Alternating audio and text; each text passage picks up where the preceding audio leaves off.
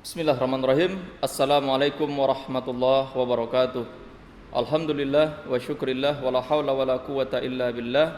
Summa salatu wassalamu ala rasulillah Habibullah sallallahu alaihi wasallam. Baik, kita akan melanjutkan pengajian kita tentang masalah memperbaiki kehidupan ekonomi masyarakat Islam secara keseluruhan.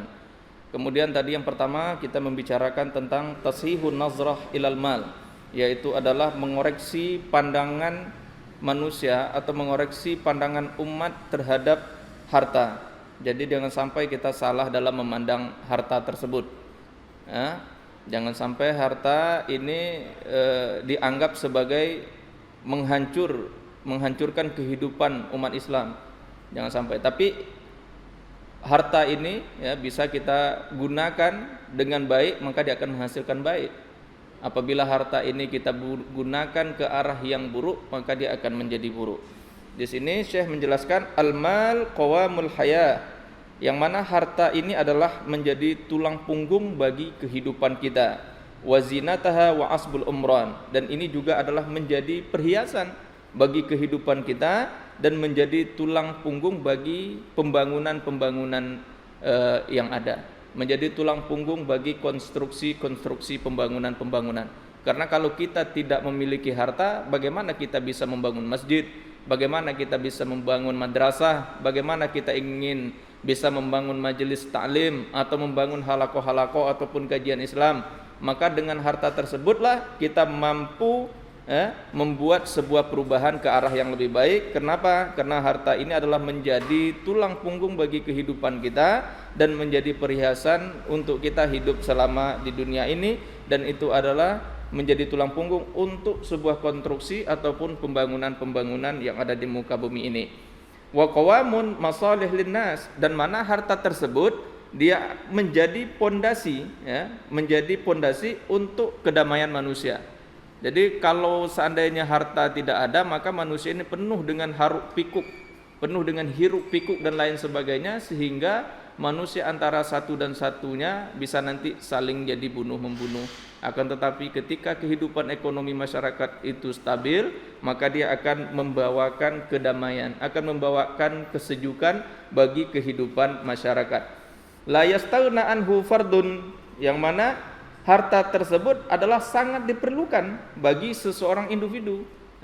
Setiap individu yang ada di muka bumi ini pasti mereka ini memerlukan harta, membutuhkan yang namanya harta, baik itu yang berupa uang ataupun harta yang lainnya. Maka kita membutuhkan kepada hal tersebut. Walatan hasbiduni ummah, yang mana tanpa harta, umat manusia yang ada ini tidak akan bisa melakukan apa-apa. Ini artinya apa? Harta ini adalah harta memang bukan satu-satunya, tetapi dengan harta tersebut kita bisa membawa umat ini ke arah yang lebih baik. Karena tanpa harta umat tidak akan bisa melakukan apa-apa. Karena ini juga seiring dengan firman Allah Subhanahu wa taala. Allah tidak melarang kita untuk mencari harta. Allah tidak melarang kita untuk bekerja, akan tetapi Allah mengatakan kepada kita, al-mal wal banun zinatul hayatud dunya. Ini ada di dalam surat Al-Kahfi ayat 46.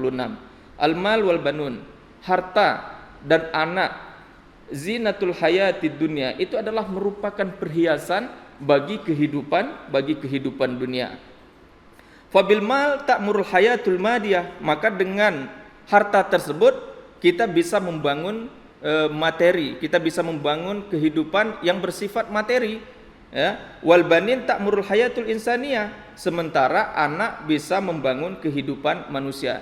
Jadi harta, ketika kita memiliki harta, kita bisa membangun kehidupan kita di dalam segi atau ekonomi. Ketika kita memiliki anak ini juga merupakan harta. Anak-anak kita ini adalah harta kita. Kenapa? Karena anak tersebut takmurul hayatud dunia, karena dialah yang membangun kehidupan manusia menjadi generasi anak kita tersebut. Jadi kita jagalah harta kita, yaitu anak-anak kita tersebut, karena ini adalah harta yang tidak ternilai harganya. Anak-anak yang soleh, nanti mereka lah harapan bangsa, harapan agama yang membangun kehidupan sosial masyarakat. Karena tanpa memiliki anak, maka kehidupan manusia ini tidak akan bisa berlangsung. Maka Islam sangat mengharamkan sekali perbuatan seperti lesbi atau gay dan lain sebagainya, karena ini adalah memutus harta, ya, memotong harta, artinya memotong keturunan. Tidak ada nanti yang mewarisi dunia ini kalau manusia semuanya menjadi gay semuanya atau menjadi lesbi semuanya, maka Islam mengharamkan itu.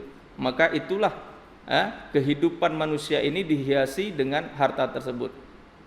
Sebagaimana yang difirmankan oleh Allah Subhanahu wa taala, al-mal wal banuna zinatul hayatid dunya. Harta dan anak-anak merupakan perhiasan kehidupan dunia. Kemudian walaysa adullu ala qimatul mal wa hamiyatu fi nazr Islam min inzalillah taala. Kita memandang harta itu bukan daripada segi nilainya saja, akan tetapi Islam sangat memandang kepada harta tersebut karena itu adalah merupakan firman ataupun wahyu yang diperintahkan oleh Allah Subhanahu wa taala, dan Islam banyak sekali membicarakan tentang umat manusia agar bekerja, agar mencari harta, agar mencari rizki, karena dengan rizki tersebut kita bisa beramal, kita bisa berinfak, kita bisa bersedekah, ya, kita bisa melakukan kegiatan-kegiatan positif, kita bisa membantu orang, apalagi di tengah wabah corona yang seperti ini banyak sekali manusia membutuhkan ulur tangan manusia, membutuhkan sedikit saja dari bagian harta manusia agar mereka bisa melangsungkan kehidupan di dunia ini. Maka Islam sangat memperhatikan hal-hal tersebut. Kemudian di dalam Islam juga, di dalam bermuamalah, Islam juga memperhatikan itu. Ketika kita melakukan misal transaksi, Allah memerintahkan kita untuk menuliskan. Ketika orang ada yang melakukan transaksi tapi dia tidak bisa membayar secara tunai, maka Allah perintahkan untuk menulis. Di sini berarti Allah menekankan kepada manusia bahwasanya manusia ini harus betul-betul memperhatikan di dalam bermuamalah, di dalam perdagangan, di dalam ekonomi dan lain sebagainya. Manusia harus memperhatikan nilai-nilai Islam tersebut. Maka harus berlaku adil, harus berbuat adil, tidak boleh merugikan antara satu pihak kepada pihak yang lainnya. Harus memiliki keadilan di situ. Sebagaimana yang difirmankan oleh Allah Subhanahu wa taala, ya ayyuhallazina amanu idza tadayantum bidainin ila ajalin musamma faktubuh. Hai orang-orang yang beriman, apabila kamu melakukan transaksi tapi tidak bisa membayar tunai atau berhutang, maka tulislah, tulislah, faktubuh, maka tulislah sampai pada waktu nanti yang tidak bisa kita tentukan, maka kita harus menulis hutang tersebut. Wal yaktub bainakum katibun bil adil, dan seorang penulis tersebut dia itu haruslah hendaknya memiliki sifat adil, ya, tidak boleh sembarangan. Yang tadinya hutangnya 50.000 jadi 55.000, yang tadinya hutang 100.000 menjadi 105.000, walaupun sedikit, maka ini akan merugikan pihak yang lainnya. Maka falyaktub katibun bil adil wala ya'ba katibun ayaktub kama alamahullah. Maka kita tidak boleh enggan untuk melakukan penulisan tersebut, karena kalau kita enggan nanti kita lupa berapa tadi hutangnya, nanti main tebak-tebakan, oh ya sekian, akhirnya tidak betul. Maka kita harus menulisnya, jangan sampai kita enggan. Katibun, wala ya'ba katibun ayaktuba kama allamahullah, sebagaimana yang diajarkan oleh Allah Subhanahu wa taala lewat firman ini tadi. Falyaktub wal yumlil ladzi alaihil haq. Maka kita harus betul-betul kita bertakwa kepada Allah Subhanahu wa taala dalam menjaga harta tersebut. Ayat ini tadi itu menjelaskan betul bahwasanya Islam betul-betul memperhatikan harta tersebut. Memperhatikan harta tersebut harus sesuai dengan jalannya, harus mengikuti syariat Islam. Supaya apa? Supaya betul-betul baik maslahahnya, supaya tadi nanti tidak menimbulkan maslahah di kemudian harinya. Kemudian qala Imam Al-Qurtubi fi tafsir hazil ayah, Imam Qurtubi di dalam menafsirkan ayat ini, lama amarallahu taala bil kitabah wal isyhad, ketika Allah memerintahkan kita untuk menulis atau mendatangkan saksi, wa akhadha rahan, kemudian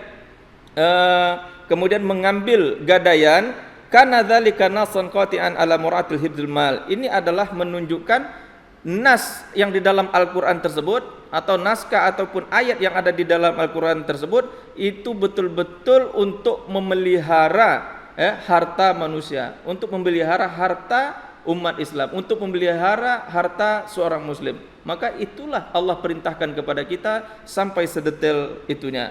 Kemudian waraddan alal jahla, ini adalah sebagai bantahan bagi mereka yang jahil, bagi mereka yang bodoh. Mereka tidak melihat, la yarawna dzalik, mereka tidak memperhatikan ini, maka mereka mengeluarkan semua hartanya, memberi akhirnya tidak lupa menuliskannya. Siapa yang berutang mereka beri. Nanti akhirnya lupa. Nanti ini akan membawakan kemudaratan bagi mereka. Wala yatrukuna kifayah li anfusihim wa ahlihim. Kemudian sehingga akhirnya apa? Dia tidak meninggalkan kecukupan untuk kehidupannya, untuk dirinya dan juga bagi keluarganya. Wa hadzal fi'lu mazmum manhiyun anhu. Ini adalah merupakan perbuatan yang tercela, yang dilarang oleh Allah Subhanahu wa taala. Hanya itu yang dapat saya sampaikan, lebih dan kurangnya mohon maaf. Wassalamualaikum warahmatullahi wabarakatuh.